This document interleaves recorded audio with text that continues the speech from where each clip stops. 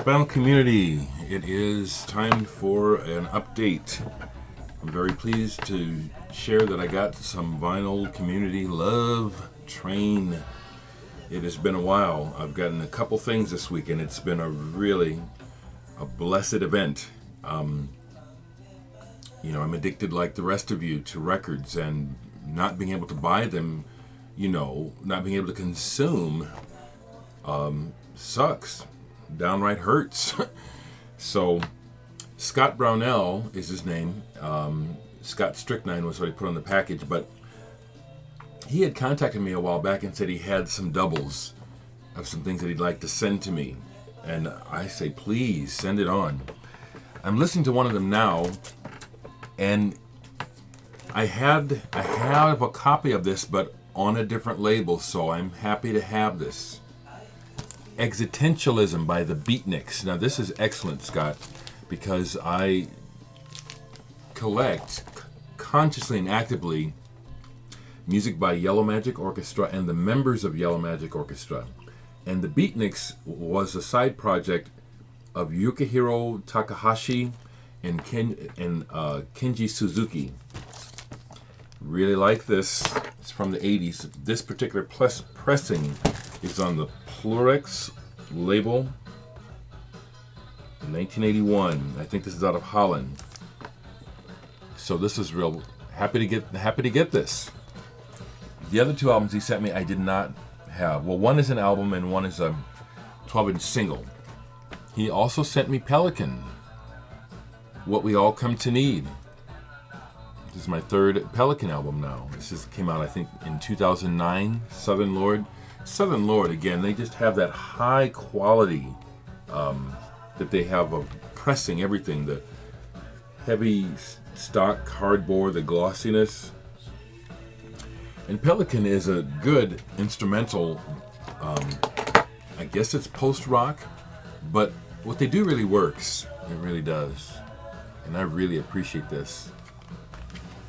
And the third thing that Scott sent me that was a real nice, excellent blowaway, because I didn't think I'd ever own this on vinyl. Lush, their first EP, Scar, on 4AD. Yeah. Big fan of the original 4AD. Big fan of several of those bands, including Lush. I have this on CD. I bought it when it came out. I'm looking at it over there. I won't grab it right now.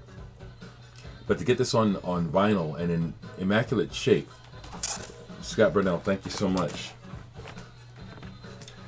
I see that some of you folks went and saw the Orenda Fink video that I appear in. I encourage you again, please check out Orenda Fink's new song, Ace of Cups. Very pleased that I'm in the video at the end, but it's a great song. And I really like the video. Visually, it's just really splendid. And for me, it's one of Nick's best videos for my taste. Nick's made a lot of music videos. He recently did a video for the Faint's new album, one of their songs of the new album. I like this. This video is my favorite by him so far. Speaking of Nick, he's one of my buds. He's a good friend of mine, even though he's half my age. Literally, he's half my age. We went down to Kansas City yesterday to see Yes and Sid Arthur in concert, courtesy of the band Sid Arthur, and specifically Raven Bush, who has become somewhat of a friend. I mean, I'm gonna go ahead and claim it. He's a friend. We just really hit it off when I first met him. Get down to Kansas City yesterday and ran into Joel from the band right away. Joel, I forget his last name, but he was just walking on the side of the building where the concert is, and thought I recognized him. But what was cool was he recognized me. Of course, being I guess looking like this probably helps people remember me. Anyway, they got us great seats. We were in the 11th row center section of the theater. Great seats. Sid Arthur played a very short set. I think they played 4 songs, won the audience over. They sold a lot of merchandise. I saw that. But also, by the 3rd song, and then people were cheering. And at the end of the Sid Arthur set, several people stood up and gave them a standing ovation, including me, because they were that good.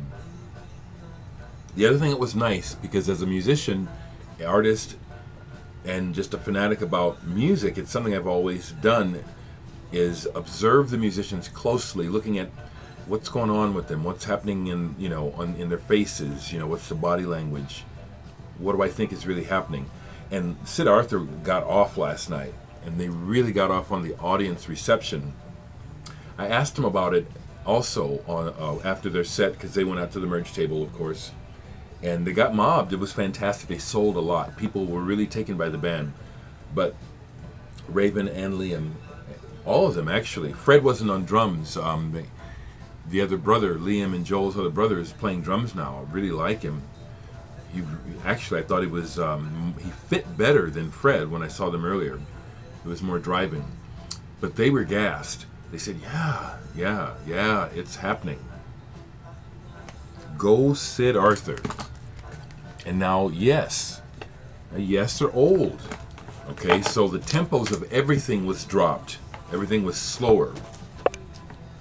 And when it started, it was like a big, old, creaking machine getting going, So the very first song was tentative.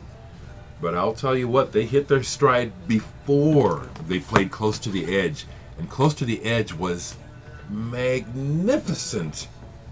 I've seen Yes 3 times now, and I saw them back in the day. I've seen Close to the Edge played live 3 times now. I never saw it with Wakeman, but I saw it twice with Patrick Moraz. Whew. Last night, the old band showed that they still have it. Several observations. They are still enjoying themselves. Chris Squire, with his big old fat self, and his huge fat fingers, that's where he gets that tone. His hands are huge. He makes a Rickenbacker look like a toy.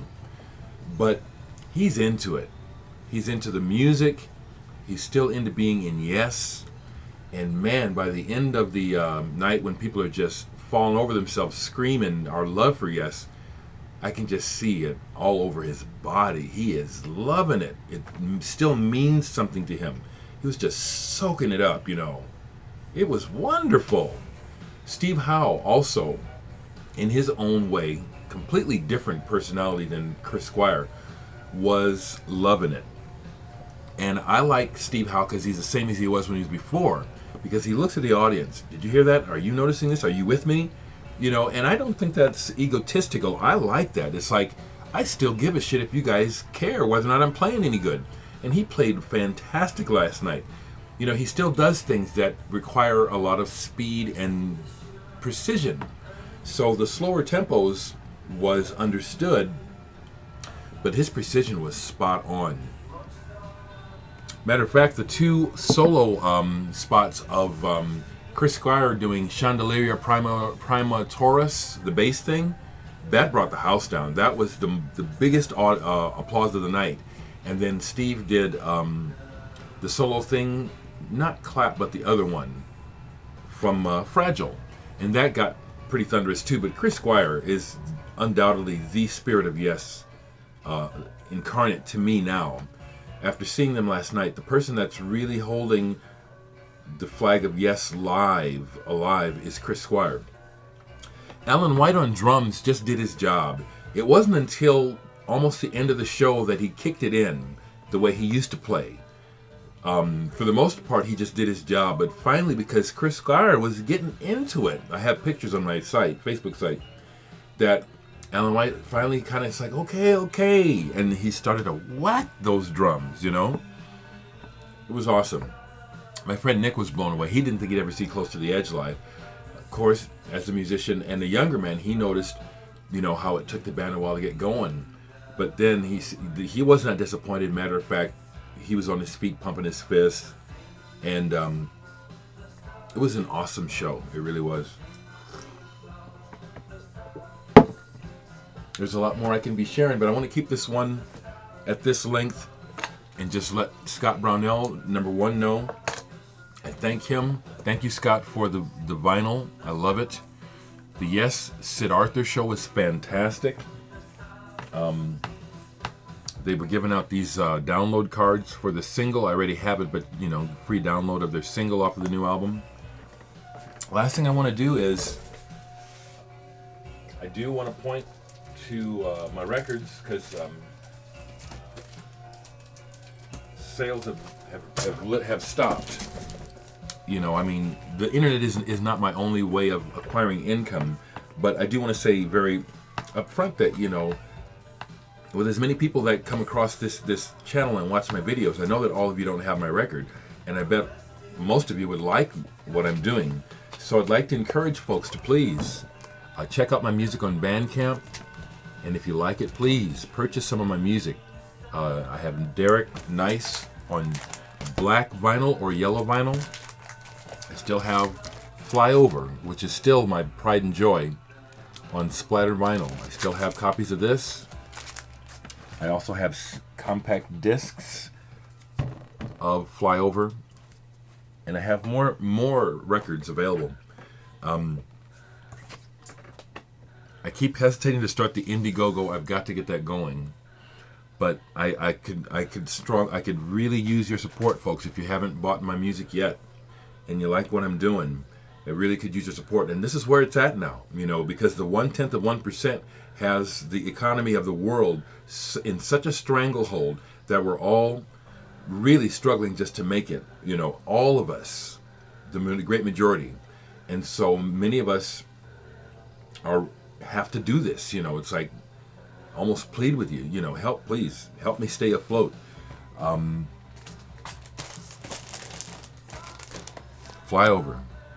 This is still, I maintain, one of the best records to come out this year. I'll leave the links below, folks. Be well, and it's Friday, so have a good weekend.